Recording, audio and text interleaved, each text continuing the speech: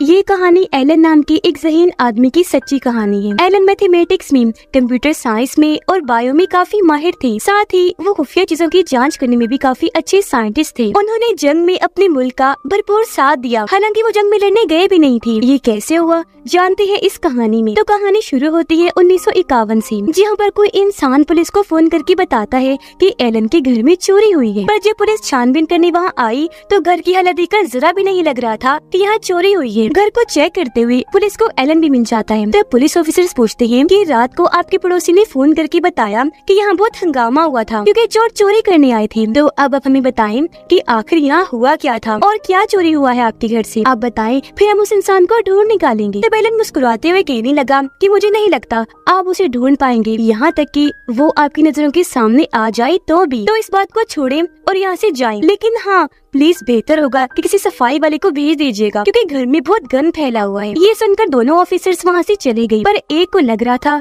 कि एलन जरूर हमसे कुछ छुपा रहे हैं। और फिर इसी के साथ ये कहानी चली जाती है फ्लैशबैक इन्हें गुजरे हुए वक्त में। और ये टाइम होता है 1939 का, यानी वो वक्त जब जर्मनी की वजह से दूसरी जंग शुरू हो गई थी और ब्रिटिश ने यानी इन लोगों के मुल्क ने भी जर्मनी के खिलाफ जंग का ऐलान कर दिया था। तो इसी वजह से दोनों मुल्कों की बहुत सारे खुफिया प्रोजेक्ट्स चलना शुरू हो जाते हैं। अब एलन गवर्नमेंट के एक ऑफिस जाते हैं जहाँ पर इनकी आर्मी के कुछ खुफिया प्रोजेक्ट्स चल रहे थे। यहाँ वो इन प्रोजेक्ट्स की हेड जो सबसे सीनियर थे उनसे मिलते हैं जो एक कमांडर थे। असल में ये कमांडर जॉब के लिए एक ऐसे आदमी की तलाश कर रहे थे जो जर्मन के खुफिया मैसेजेस जो कोड्स की शक्ल में होते हैं उन्हें डिकोड कर सके, यानी जुबान की सूरत में उसे बदल सके, उन्हें सुलझा सके, उनका सही मतलब बता सके। और आज यहाँ इस जॉब के लिए एलन इंटरव्यू देने आए थे। पर जब कमांडर को पता चला कि एलन को जर्मनी की जुबान का एक लफ्ज भी नहीं आता तो वो उसे वहाँ से निकालने का सोचता है, जिसके लिए वो अपने साथी को वहाँ बुलाता है। पर जैसे एलन एक मशीन का नाम लेते हैं जो कोड्स को डिकोड करती है तो कमांडर रुक जाते हैं, उसे बाहर नहीं निकलवाते। असल में एलन ने जिस मशीन का नाम लिया था उसके जरिए हिटलर इन्हें जर्मनी के सोल्जर्स आपस में ये मैसेजेस भेजते हैं कि कब, कहाँ और कैसे हमला करना है। एलन कमांडर को कहती है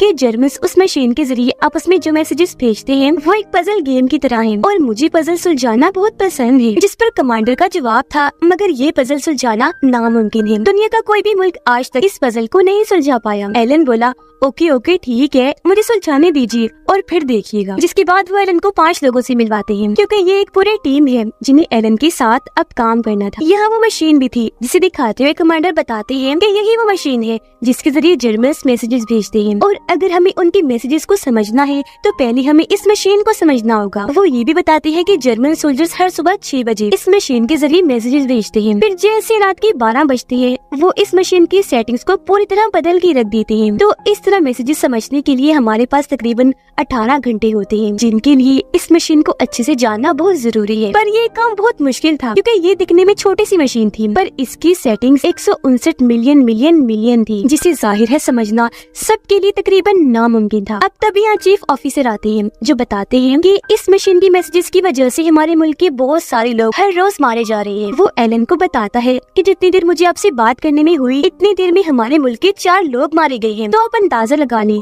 कि इस वजह से हम हर रोज कितने लोगों को खोते हैं। जिसके बाद से ये लोग उस मशीन की मैसेजेस को डिकोड करने के काम पर लग जाते हैं। तब हिसाब किताब करके ये चीज सामने आती है कि क्योंकि इसके 159 मिलियन सेटिंग्स हैं, तो अगर ये हर सेटिंग को चेक करने लग जाए तो इसे डिकोड करने में इन्हें 20 मिलियन साल लग जाएंगे। अब यहाँ हर कोई अपने अपने तरीके से काम करने लगा था। इनमें से कुछ मैसेजेस को डिकोड कर भी लेते हैं और जब इस बारे में वो एलन को बताते हैं तो वो कहते हैं कि ज्यादा खुश ना हो, अगर तुमने ये डिकोड कर ली है तो ये बस एक इत्तेफाक है क्योंकि एक बंद घड़ी भी दिन में 2 बार तो टाइम ठीक से बता ही देती है। इससे सुनकर वो बहुत हैरान हुए क्योंकि एलन की बात सच थी, ये सच में बस एक इत्तेफाक था। एलन बताते हैं कि मैं एक ऐसी मशीन बनाने जा रहा हूँ जो हर एक कोड को मैसेज को बिल्कुल सही से डिकोड करके बताएगी। यहाँ हम नोटिस कर लेते हैं कि एलन के काम करने के तरीके से, उनके बोलने के तरीके की वजह से उनके साथ काम करने वाले लोग बिल्कुल भी खुश नहीं होते। उन्हें लगता है कि वो बहुत ज्यादा रूड हैं, यानी अच्छे से बात न करने वाले, गुस्से और अपने मूड में ही रहने वाले हैं। अब मशीन बनाने के लिए एलन ने पूरा नक्शा तैयार कर लिया था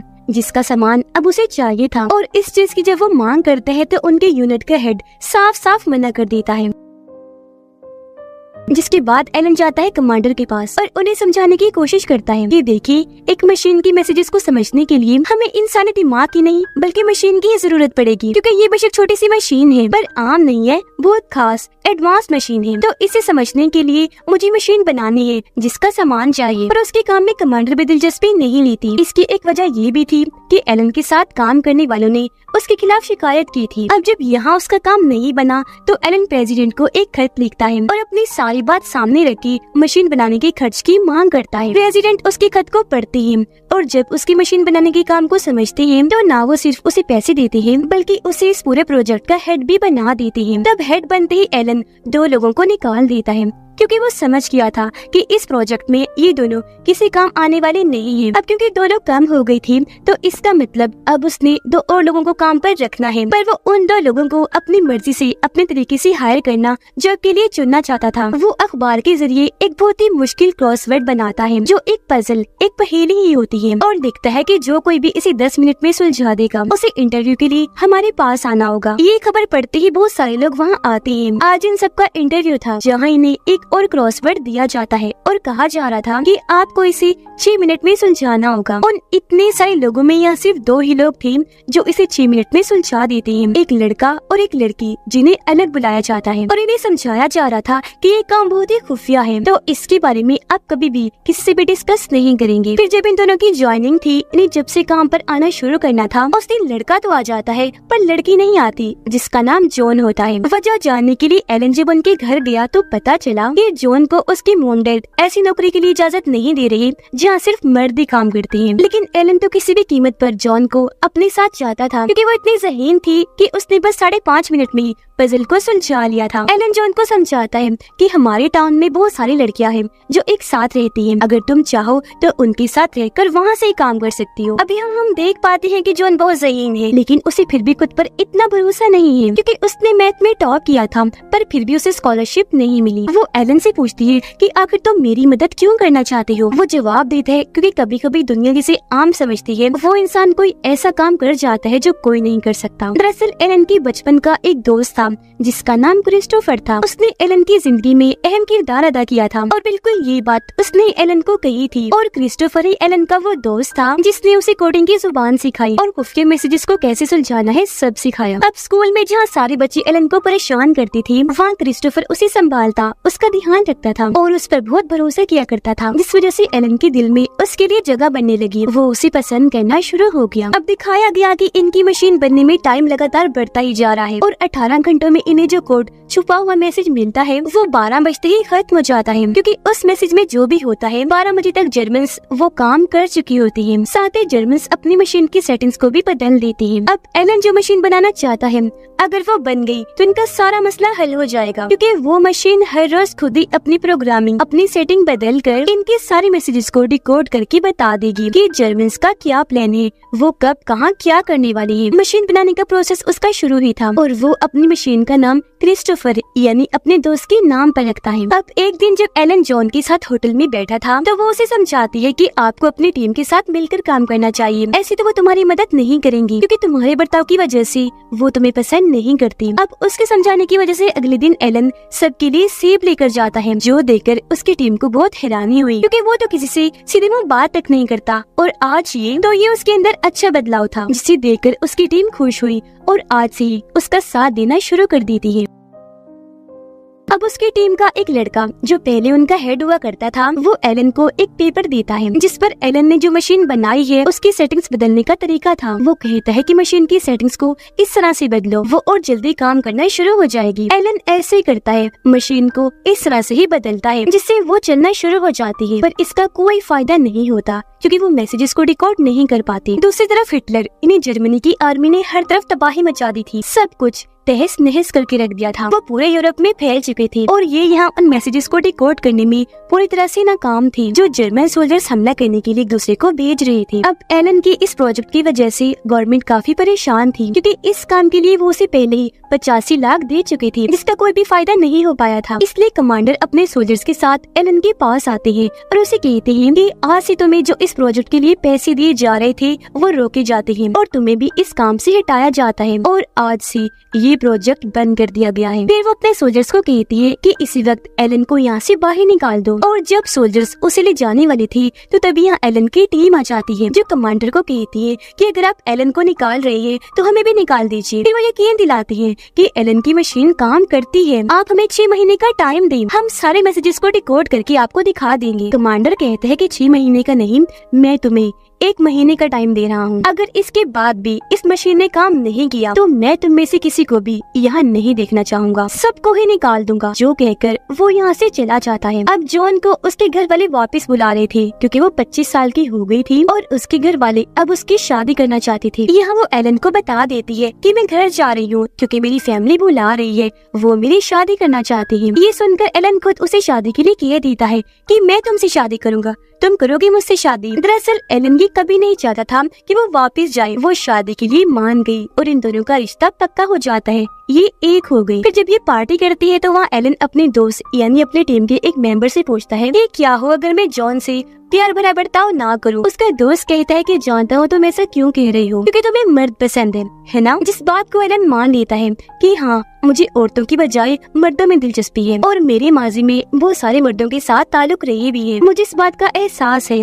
तो मैं ये सारी बात अपने मंगेतर जॉन को बता देता हूँ, जिस पर फौरन उसका दोस्त मना कर देता है कि कभी ना करना ऐसा, क्योंकि एक औरत ये चीज कभी बर्दाश्त नहीं करती। जिस पर एलन ऐसे करता है और अपने मंगेतर जॉन को वो कुछ नहीं बताता। अब एक दिन जब एलन, जॉन और इनकी दोस्त एक बार में थे तो वहाँ जॉन की दोस्त मजाक मजाक में कह देती है कि मुझे शायद किसी से प्यार हो गया है और वो लड़का जर्मन है। असल में जर्मन की रेडियो टावर से जो सिग्नल्स भेजे जाते हैं, ये लड़की उन पर नजर रखती है, उन्हें रिकॉर्ड करती है। वो बताती है कि मुझे वो मैसेजेस भेजने वाले से प्यार तो हो गया है पर शायद उसकी कोई दोस्त है। एलन हैरानी से पूछता है कि तुम्हें क्यों लगता है कि उसकी कोई दोस्त है। तो वो बताती है क्योंकि वो अपना मैसेज हमेशा 5 लफ्जों से शुरू करता है, CILLY यानी सिली। तो मुझे लगता है कि उसकी सिली नाम की कोई दोस्त है। ये सुनकर एलन मुस्कुरा दिया, बोलता है ओ गॉड, प्यार ने जर्मन्स को मरवा दिया। जिसके बाद वो भागकर उस जगह जाता है जहाँ उसकी मशीन है। उसके साथ बाकी लोग भी आ गए। एलन सबको बताता है कि अगर मेरी मशीन यानी क्रिस्टोफर को कुछ अल्फाज पहले से ही पता हूँ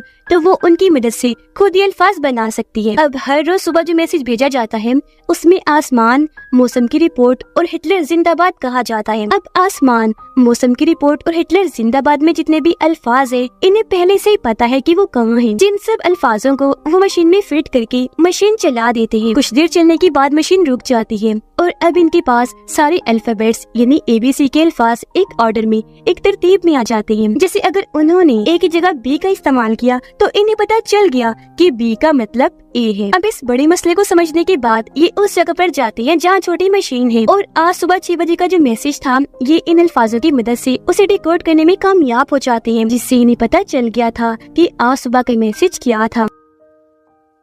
अब अपनी इस इतनी बड़ी कामयाबी की वजह से वो लोग बहुत खुश हो जाते हैं। इनकी मेहनत रंग ले आई थी तो बहुत जज्बाती होकर रोने भी लगते हैं। फिर जैसे अगली सुबह 6 बजे का मैसेज आता है तो ये उसे भी रिकॉर्ड कर लेती है, जिससे इन्हें पता चल गया था कि आज जर्मन कहाँ हमला करने वाले हैं, जहाँ पर बहुत सारे लोग हैं जो सब के सब मारे जाएंगे। अब इस बारे में जब उसका दोस्त फोन करके कमांडर को बताने लगता है तो एलन उसे मना कर देता है कि प्लीज मत करो ऐसा, और फोन उठाकर पटक देता है। ये देखकर उसके दोस्त को गुस्सा आ गया और वो एलन के मुंह पर जोरदार मुक्का मारता है क्योंकि वो इस हमले को रोकना चाहता है, क्योंकि वहाँ पर बहुत सारे बेकसूर मासूम लोग हैं। तब एलन उसे कहता है कि अगर हमने ये बात कमांडर को बता दी तो वो इस हमले को रुकवा देगा, जिससे जर्मन समझ जाएंगे कि मशीन्स के जरिए कोड्स की सूरत में वो जो मैसेजेस भेजते हैं उसका सुलझाव, उसका तोड़ हमारे पास है, यानी हम उनके कोड्स की जुबान को जानते हैं, जिससे वो लोग एक ही हफ्ते में मशीन की सारी जुबान, सारी प्रोग्रामिंग को बदल के रख देंगे और हम कभी भी फिर उनकी मैसेजेस को डिकोड नहीं कर पाएंगे। अब जहाँ हमला होने वाला था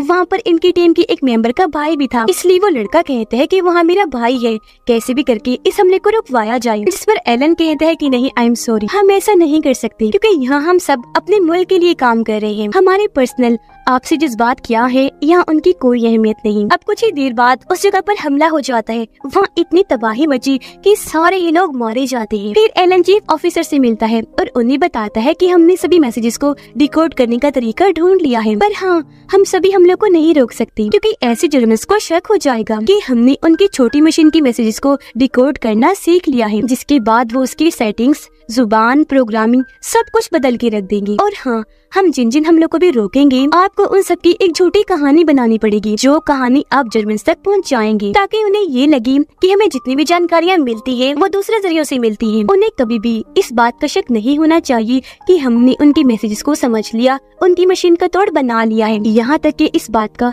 कमांडर को भी पता नहीं चलना चाहिए, जिसके बाद ये ऐसे ही काम करते हैं। अब एक दिन जब ये काम कर रही थी तो एलन को पता चल जाता है कि जो उसका दोस्त था, यानी उसकी टीम का वो लड़का जिसे इस बात का पता है कि एलन को मर्दों में दिलचस्पी है, वो असल में जर्मन का जासूस है जो सारी जानकारियाँ जर्मन को देता है। तब एलन उसके पास जाकर धमकाता है कि मैं ये बात जाकर कमांडर को बता दूंगा। तब वो लड़का भी धमकाने लगा, कहता है कि ठीक है बता दो जाकर, लेकिन फिर मैं भी तुम्हारी वो मर्दों वाली बात सबको बता दूंगा। दरअसल ये वो वक्त है जब मर्दों से ताल्लुक रखना बहुत बड़ा जुर्म है, जिसकी एलन को सजा भी मिल सकती है। अब जब ये बात एलन अपने चीफ ऑफिसर को बताता है तो वो जवाब देता है कि हाँ, हम ये बात पहले से ही जानते थे कि वो जर्मन का जासूस है और जो मैसेजेस वो जर्मन को भेजता है हम सब जानते हैं, पर इससे हमारा ही फायदा होता है और जर्मन का नुकसान, क्योंकि वो बेवकूफ नहीं जानता कि ऐसी जासूसी करके वो अपने ही मुल्क का नुकसान कर रहा है, क्योंकि उसके पास दरअसल तुम्हारी जैसी अकल नहीं है।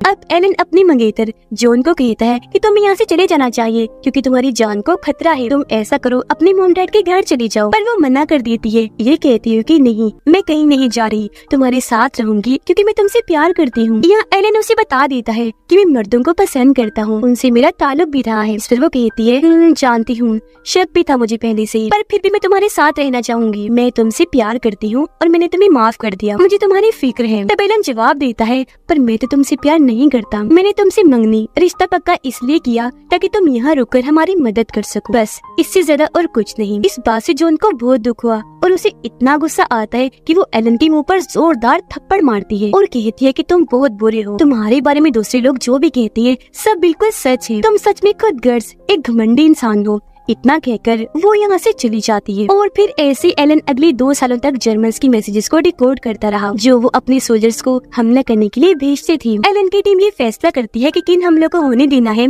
और किन हमलों को रोकना है। तो वो फैसला करती है कि हम बड़े हमलों को रोकेंगे ताकि अपनी छोटे जीतों से जर्मन्स को यही लगे कि अभी तक कोई भी उनकी मशीन को डिकोड नहीं कर पाया। पर असल में एलन ने बड़े बड़े हमले और जंगों को अपनी मशीन से मैसेजेस को डिकोड करके रोक दिया था, जो जर्मन्स के लिए एक काफी बड़ी हार थी। फिर आखिर 2 सालों बाद ये जंग खत्म हो ही जाती है, जिसमें जाहिर है ब्रिटिश ही जीतता है। कहा गया कि ब्रिटिश कभी ये जंग जीत ही ना पाता अगर एलन अपने दिमाग से वो मशीन कभी बनाता ही ना, क्योंकि उस वक्त जर्मनी बहुत ताकतवर मुल्क था। इस जीत के बाद इनका चीफ ऑफिसर इस टीम से मीटिंग करता है, कहता है कि आप लोग अपनी इस मशीन को और इस प्रोजेक्ट के सारे पेपर्स को जला दो, खत्म कर दो। कभी भी किसी को ये पता नहीं चलना चाहिए कि तुमने इस प्रोजेक्ट पर काम किया है और अब तुम सब लोग अपने अपने घर जा सकते हो। इसके बाद ये कहानी वापस आ जाती है प्रेजेंट टाइम, इन्हीं मौजूदा वक्त में, जहाँ पता चला कि एलन के घर में कोई चोरी नहीं हुई थी, बल्कि वो रात में अपने दोस्त के साथ था और इस वक्त भी मर्दों के साथ ताल्लुक रखने को जुर्म माना जाता था, जिस वजह से एलन को गिरफ्तार कर लिया जाता है। तब जज एलन के सामने 2 ऑप्शन रख देता है कि या तो तुम्हें 2 सालों के लिए जेल जाना होगा, या तुम्हें अपनी सर्जरी करवा के अपने जिस्म में बदलाव करनी होगी, साथ ही तुम्हें थेरेपी भी लेनी होगी ताकि कभी भी तुम्हारे दिमाग में इस तरह की गलत चीजें ना आए। तब एलन सर्जरी और थेरेपी को चुनता है, जिसकी वजह से वो काफी कमजोर हो गया था, क्योंकि इसके नुकसान भी होते हैं। फिर एक दिन जब जॉन उससे मिलने आती है तो देखती है कि वो काफी कमजोर और जज्बाती रहने लगा, इसीलिए उसे मशवरा देती है कि तुम्हें अकेले नहीं रहना चाहिए। इस पर वो जवाब देता है कि मैं कभी अकेला था ही नहीं, मेरे साथ मेरे दोस्त की यादें मशीन की सूरत में हमेशा मेरे साथ हैं, क्योंकि दोनों का ही नाम क्रिस्टोफर है। अब जॉन को उसके लिए बहुत हमदर्दी हो रही थी, क्योंकि उसकी हालत ठीक नहीं। वो उसे बताती है कि आज इस ट्रेन में मैं आई वो एक शहर से गुजरी और अगर तुम ना होती तो वो शहर कभी होता ही ना, क्योंकि जर्मन्स को नाकाम करके तुमने जितने भी शहरों को बचाया है उनमें वो शहर भी शामिल है। वो उसे समझाती है कि तुमने हजारों लाखों लोगों की जान बचाई, तो तुम कोई आम नहीं हो, बहुत खास हो। और कभी कभी लोग जिस इंसान को काबिल नहीं समझते वो ऐसे काम कर जाते हैं जो कोई नहीं कर सकता। ये वही बात जो बचपन में क्रिस्टोफर ने एलन से कही थी, फिर एलन ने जॉन से और आज जॉन उसके साथ करी थी। इस बात से एलन को तसल्ली तो मिली, पर अपने इलाज के दौरान ही वो कूदकर अपनी जान ले लेता है, जिस वक्त उसकी उम्र तकरीबन 41 साल थी। फिर उनकी मौत के कुछ सालों बाद उनके ऊपर लगे हुए सारे इल्जामात को हटा दिया गया और उनके काम की वजह से एलन को काफी सराहा गया, उनकी तारीफ की गई, बहुत इज्जत मिली, क्योंकि उन्होंने कारनामा ऐसा करके दिखाया जो कभी कोई नहीं कर सकता था, जिन्होंने जंग में जाए बगैर ही अपने मुल्क का बहुत साथ दिया और हजारों लाखों लोगों की जान बचाई। और इसी के साथ एलन की जिंदगी की ये कहानी इधर ही खत्म हो जाती है।